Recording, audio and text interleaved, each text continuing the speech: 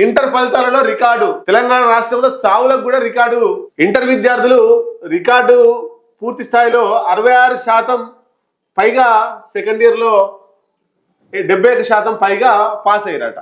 Okay, సంతోషం. కానీ చాలా మంది విద్యార్థులు ఫెయిల్ అయినా అని చెప్పేసి, మార్కులు తక్కువ వచ్చినాయని చెప్పి చనిపోతున్నారు. మరి వాళ్లకు మోటివేట్ చేయాల్సినటువంటి వ్యక్తులు ఎవరు? ఇటు తల్లిదండ్రులు, అటు కాలేజీ లెక్చరర్స్ యాజమాన్యం చేయాల్సినటువంటి పరిస్థితి. కానీ ఎక్కడ కూడా వాళ్ళను మోటివేట్ చేయకుండా మార్కులు ర్యాంకులు అని రుద్ది రుద్ది రుద్ది రుద్ది ఫెయిల్ కావడంతో వాళ్ళు నిన్న యాదాద్రి భువనగిరి జిల్లాకు సంబంధించినటువంటి 2 విద్యార్థులు ఆత్మహత్య చేసుకొని చనిపోయినరు. అట్లాగే రకరకాల జిల్లాలలో దాదాపు ఒక 10-15 మంది చనిపోయినట్టు మనకు సమాచారం.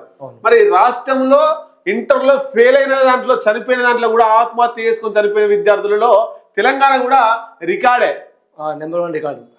అంటే ఈ ప్రభుత్వం అవేర్నెస్ తీసుకురావాలి, తల్లిదండ్రులు తీసుకురావాలి. ప్రభుత్వం అవేర్నెస్ కార్యక్రమాలు తీసుకొస్తే దాంట్లో తల్లిదండ్రులు అందరూ భాగస్వామ్యం చేయాలి.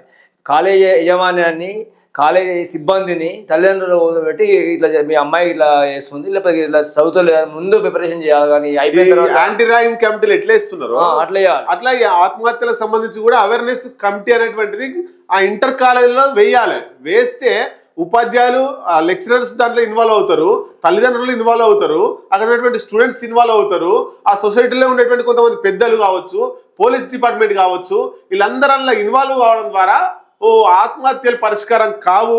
చదువు వచ్చేదంటే వస్తుంది, పోయేదంటే పోతుంది, ప్రాణం పోతే రాదు అనేటువంటి కాన్సెప్ట్ తీసుకురావాలి. కాకపోతే నెక్స్ట్ ఎగ్జామ్ పాస్ కావాలని మూమెంట్ ఉంటది. కానీ ప్రాణం పోతే ఏమొస్తుంది?